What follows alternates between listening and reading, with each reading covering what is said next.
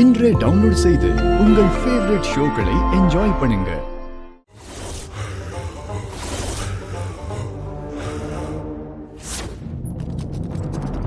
சீக்கிரம் வாங்க. எங்கடா ஓட பாக்குறீங்க சார்? நான் சொன்ன மாதிரி பணத்தை எல்லாம் எடுத்துட்டு ஓட பாக்குறாங்க. திருட்டு போயிலங்க. சிட் ஃபண்டுங்கிற பேர்ல ஊர் ஆளுங்களை ஏமாத்தி வாங்கின பணம் சார் இதெல்லாம். முதல்ல இவனுங்களை விசாரிங்க. யோ சார் புடிங்க அவங்க. Yes sir.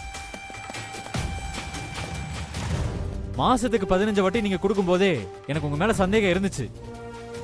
3 மாசமா ஊர் ஆளுங்களுக்கு வட்டி கொடுத்துட்டு வந்தவனுங்க இந்த மாசம் வட்டி கொடுக்கலன்னதுமே நீங்க இப்படி ஏமாத்திட்டு ஓடதான் போறீங்கன்னு எனக்கு நல்லாவே தெரிஞ்சு போச்சு. அதான் போலீஸோட வந்தேன். என்னடா முறைக்கிறீங்க? 10-15 வருஷம் ஜெயிலுக்குள்ள இருந்தாதான் உங்களுக்கு எல்லாம் அறிவு வரும். சார் எழுதிட்டு போங்க சார்.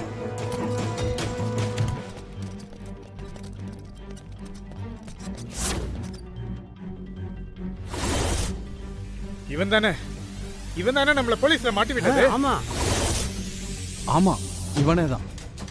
இவன் போட்டோ இங்க இருக்குன்னா அப்ப இது இவனோட இல்ல? அப்படிதான் நினைக்கிறேன். இவன் நம்மள பார்த்தானா நாம திரும்ப உள்ள போக வேண்டியதான். கரிகாலா, நம்ம கந்தசாமி போன மாசம் அனுப்பின சரக்குக்கு பணத்தை நேர்ல வந்து வாங்கிக்க சொன்னா என்னால போக முடியல. நீ வாங்கிட்டு வந்துடுறியா? சரிங்க சித்தப்பா, போய் பாக்க. சரி.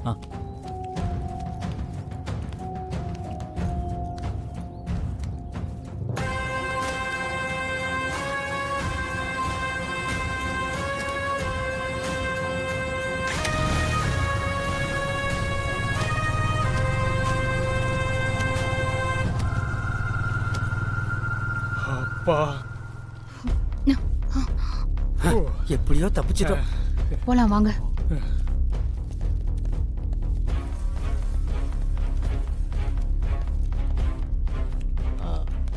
கரிகாலை இவங்களை பார்த்தா என்ன ஏதுன்னு கேட்பான். அப்புறம் இந்த விஷயம் அப்படி இப்படின்னு என் அண்ணன் காதுக்கு போயிடும். அதனாலதான் கரிகாலனுக்கு ஒரு வேலையை கொடுத்து வெளியே அனுப்பிட்டேன். நான் யோசிச்சு பார்த்தேன், ஊருக்கு ஒரு நல்ல விஷயம் நடக்குதுங்கிறப்போ அதை பண்றதுல தப்பே இல்லை. உங்களுக்கு என்ன செய்யணும்னு சொல்லுங்க, நான் பண்ணித்தரேன். அப்புறம் என்ன, ஐயாவே சொல்லிட்டாருல. நீங்க என்ன பண்ணுங்க, நாளைக்கே கம்பெனி ஆரம்பிக்கிற வேலையை பாருங்க. சரிங்கம்மா. இன்னைக்கே ஐயாவை கூட்டிட்டு போய் ஊர்க்காரங்க எல்லார்கிட்டயும் பேச ஆரம்பிச்சிருங்க. சரியா? சரிங்கம்மா, போய் பேசுறோம். சரி சார் போலாங்களா? அப்ப போலாங்களா? வாங்க வாங்க.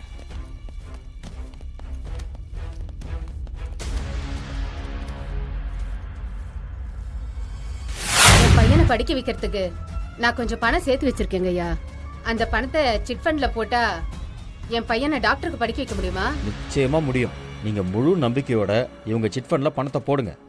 கண்டிப்பா உங்க பையன் படிப்புக்கு அது பயனுள்ளதா இருக்கும். சரிங்க. சரி. அம்மாவுக்கு அடுத்த வருஷம் ஆபரேஷன் பண்ணணும். அதுக்காக வச்சிருக்கிற பணத்தை இதுல போட்டா அடுத்த வருஷம் 3 மடங்கா கிடைக்கும். அம்மாவோட ஆபரேஷனையும் நல்லபடியா முடிச்சிடுவேன். எல்லாமே நல்லபடியா நடக்கும். நீங்க இவங்க சிட் ஃபண்ட்ல பணத்தை போடுங்க. நீங்க நினைக்கிறத விட அதிக லாபம் கிடைக்கும். சரிங்க ஐயா. இங்க பாருங்க, நீங்க இவங்களை நம்பி தாராளமா பணத்தை போடலாம்.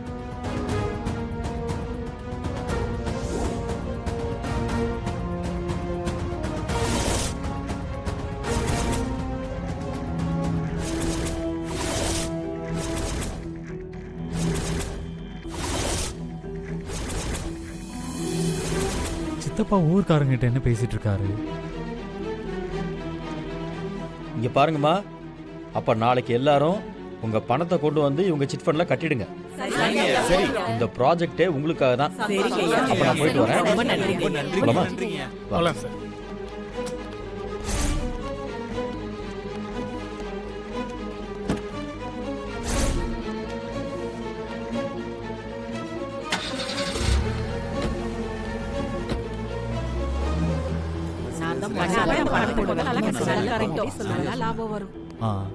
சித்தப்பா என்ன விஷயமா உங்ககிட்ட பேசிட்டு போறாரு? நாளைக்கு நம்ம ஊர்ல புதுசா ஒரு சிட் ஃபண்ட் கம்பெனி ஆரம்பிக்க போறாங்களாம். அத பத்தி சொல்லி அதுல எங்க எல்லாரையும் பணம் போட சொல்லிருக்காரு.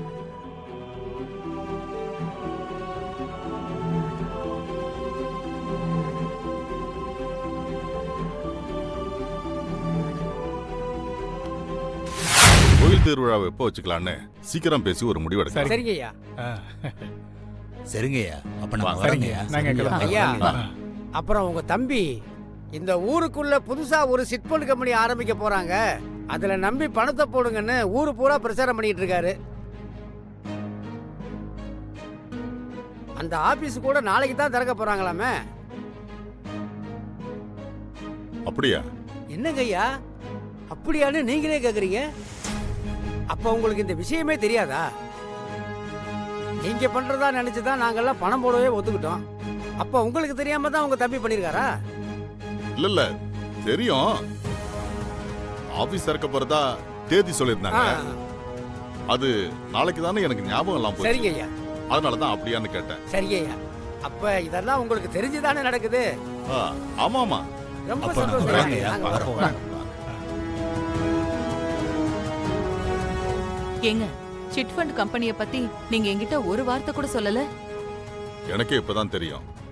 அவங்க முன்னாடி காட்டிக்க வேணான்னு தான் சமாளிச்சு பேசி அனுப்பி வச்சேன். அவன் எனக்கு தெரியாம பண்ணணும்னு ஏன் நினைக்கிறான்னு தெரியல. உங்களுக்கு தெரியக்கூடாதுன்னு எல்லாம் நினைச்சு அவர் எதுவும் பண்ண மாட்டாருங்க.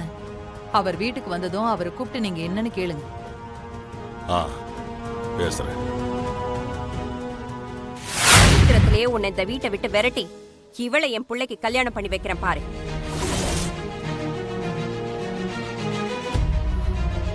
ஆமா, நீ எதுக்கு வேலை மெனக்கெட்டு இவளுக்கு இங்கிலீஷ் எல்லாம் சொல்லி கொடுத்துட்டு இருக்க? ஏன் உனக்கு வேற வேலை இல்லையா?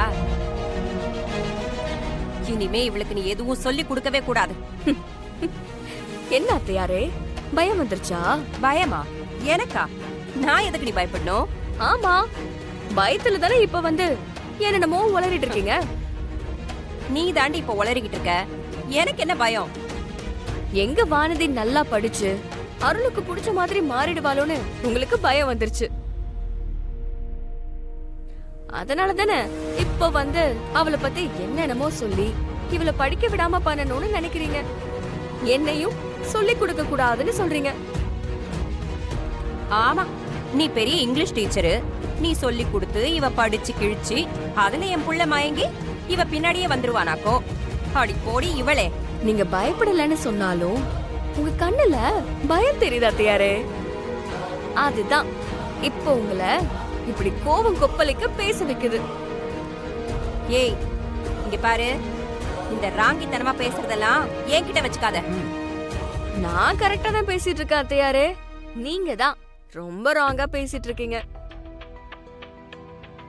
எந்த காலத்திலயும் அருள் வானதியை ஏத்துக்க மாட்டான்னு சொன்னீங்கல்ல, கூடிய சீக்கிரத்திலேயே அருள் கூட வானதிய சேர்த்து வைப்ப. அது உங்களால முடிஞ்சா தடுத்து பாருங்க.